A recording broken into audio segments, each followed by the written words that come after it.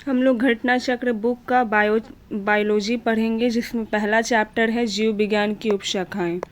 ठीक है, इसमें सारे पॉइंट इम्पॉर्टेंट नहीं है, इसलिए जो एग्ज़ाम के लिए इम्पॉर्टेंट है सिर्फ हम उतना ही बताते जाएंगे। पहला इम्पॉर्टेंट पॉइंट हो गया आपका, जंतु विज्ञान जीव विज्ञान की एक प्रमुख शाखा है। जीव विज्ञान, जो जंतु विज्ञान हुआ वो जीव विज्ञान की एक प्रमुख शाखा है, जिसके जनक कौन है तो अरस्तु हैं, यानी जंतु विज्ञान के जनक अरस्तु हो गए और वनस्पति विज्ञान के जनक थियोफ्रेस्टस हो गए। वनस्पति विज्ञान के जनक कौन हो गए, थियोफ्रेस्टस, और जंतु विज्ञान के जनक कौन हो गए, अरस्तु हो गए। जीव विज्ञान की शाखाएं एवं उपशाखाएं का नाम दिया हुआ है कि किसको क्या बोलते हैं, कौन सी शाखाएं को क्या बोलते हैं। ठीक है, जूलॉजी, जूलॉजी क्या हुआ, विभिन्न प्रकार के जंतुओं का विस्तृत अध्ययन जूलॉजी हुआ। विभिन्न प्रकार के जंतुओं का विस्तृत अध्ययन जूलॉजी हुआ। बॉटनी क्या हुआ, तो ये विभिन्न प्रकार के पादपों व उनके क्रियाकलापों का अध्ययन बॉटनी हुआ। जेनेटिक्स क्या हुआ, ये जीवों के आनुवंशिकी लक्षणों तथा इनकी वंशागति का अध्ययन है। जेनेटिक्स आनुवंशिक लक्षणों का अध्ययन है, तो ईजी है।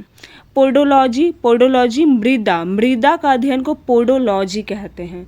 जेरेंटोलॉजी किसे कहते हैं, जो वृद्धावस्था का अध्ययन करता है उसे जेरेंटोलॉजी कहते हैं। जेरेंटो मतलब ही होता है वृद्ध। ओके, ऑस्टियोलॉजी किसे कहते हैं, अस्थियों का अध्ययन, यानी कि बोन का अध्ययन को क्या कहते हैं, ऑस्टियोलॉजी कहते हैं। ठीक है, हीमेटोलॉजी किसे कहते हैं, हीमेटो यानी रुधिर यानी ब्लड हुआ, हीमेटोलॉजी, हीमोग्लोबिन होता है ना रक्त, उसी तरह हीमेटोलॉजी रुधिर का अध्ययन हुआ।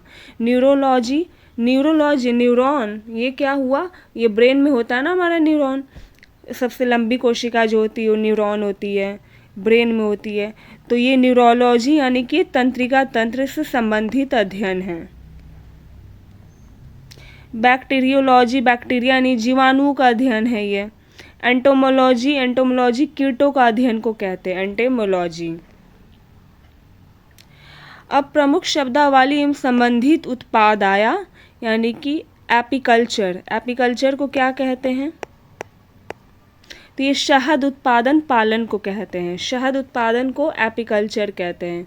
व्यापारिक स्तर पर शहद उत्पादन तथा फसलों में परागण हेतु मधुमक्खी पालन, शहद उत्पादन यानी मधुमक्खी पालन को एपीकल्चर कहते हैं।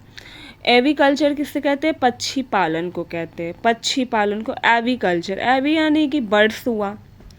एक्वाकल्चर, एक्वा यानी कि पानी से रिलेटेड बात हो रहा है, जलीय जीवों का संवर्धन को एक्वाकल्चर कहते हैं।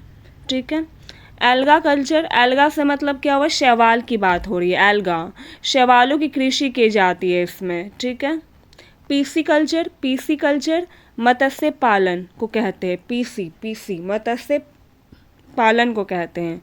एग्रीकल्चर इजी है, फसल पशुपालन और कृषि से संबंधित विज्ञान को कहते हैं। सेरीकल्चर, ये भी इजी है, सेरीकल्चर, सेरी यानी रेशम के उत्पादन, रेशम के उत्पादन हेतु रेशम कीट का पालन, रेशम कीट का पालन सेरीकल्चर कहलाता है। ठीक है, फ्लोरीकल्चर, फ्लोरी से फूलों की खेती या पुष्प कृषि को क्या कहते हैं, फ्लोरीकल्चर कहते हैं। फ्लावर, फ्लोरी क्या हुआ, फ्लावर टाइप यानी कि फूलों की खेती या पुष्प कृषि। ओलेरी कल्चर क्या हुआ, सब्जियों की कृषि हुआ, ओलेरी कल्चर। हॉर्टिकल्चर क्या हुआ, बागवान, मीन्स वही फूलों फलों सब्जियों या मसालों की खेती, हॉर्टिकल्चर हुआ। वर्मी कल्चर क्या हुआ, कृषि उत्पादन में वृद्धि हेतु केंचुआ पालन को वर्मी कल्चर कहता है। विटिकल्चर क्या हुआ, अंगूर उत्पादन को विटिकल्चर कहते हैं। तो अब हम लोग क्वेश्चन में जाएंगे। ठीक है, पहला है जंतु विज्ञान, जंतु विज्ञान अध्ययन करता है, किसका अध्ययन करता है जंतु विज्ञान, ऑब्वियसली से जीवित व मृत जानवरों दोनों का अध्ययन करता है, जीवित एवं मृत जानवरों दोनों का अध्ययन करता है जंतु विज्ञान। जंतु में कौन आया, जानवर सभी तो आया, तो जानवर लेकिन जीवित और मृत दोनों का अध्ययन करता है, उसे जंतु विज्ञान कहते हैं। यानी ठीक है, फूलों का अध्ययन को क्या कहते हैं? अभी हमने पढ़ा था, फूलों का अध्ययन को एंथोलॉजी कहते हैं, ये याद करना पड़ेगा। एंथोलॉजी कहते हैं, फूलों का अध्ययन को एंथोलॉजी कहते हैं, याद करना होगा, एंथोलॉजी, एंथोलॉजी कहते हैं फूलों के अध्ययन को। ठीक है, कीटों के वैज्ञानिक अध्ययन को क्या कहते हैं? कीटों के वैज्ञानिक अध्ययन को क्या कहते हैं? यानी कीटों के अध्ययन को क्या कहते हैं? एंटोमोलॉजी। कीट, एंट होता है ना कीट, तो एंटोमोलॉजी मीन्स उसके एंटोमोलॉजी को कहते हैं कीटों का अध्ययन। एंट भी तो कीट होता है ना, चींटी कीट ही होता है ना, तो उसके थ्रू याद कर सकते हो कि एंटोमोलॉजी को कीटों का अध्ययन कहते हैं।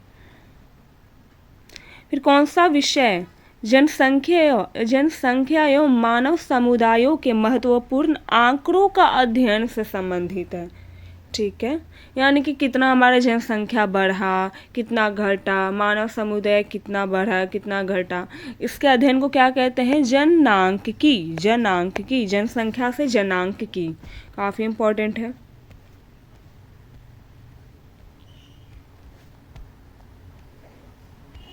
ये सब इम्पोर्टेंट नहीं है, जो नहीं है वो हम नहीं पढ़ा रहे हैं। रेशम कीट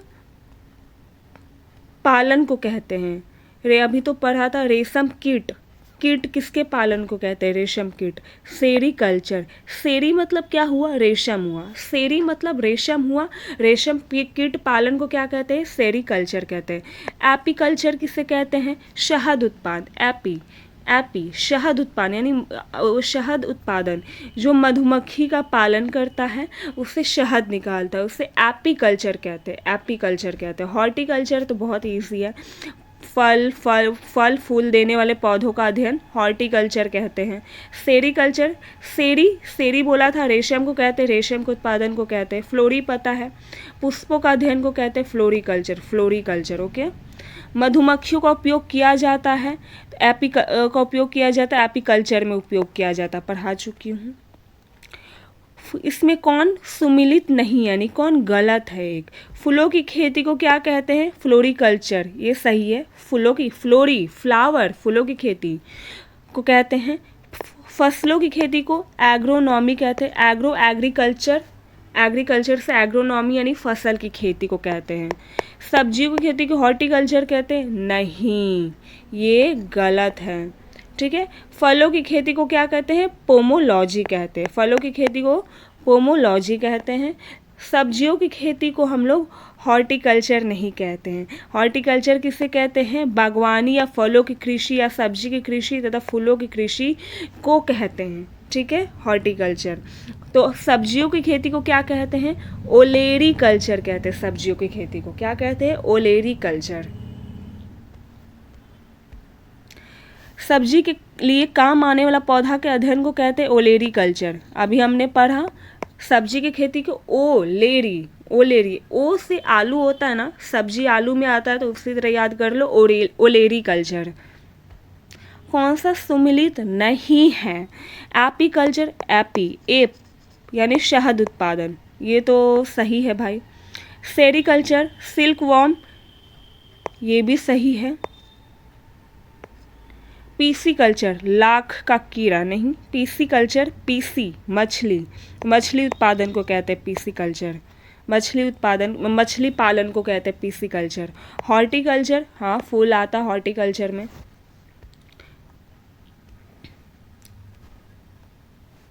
विटीकल्चर के द्वारा निम्नलिखित में कौन एक उत्पादित होता है? विटीकल्चर, वीटी अंगूर, याद रखना है, वीटी अंगूर के लिए जाना जाता है, विटीकल्चर अंगूर। ओके,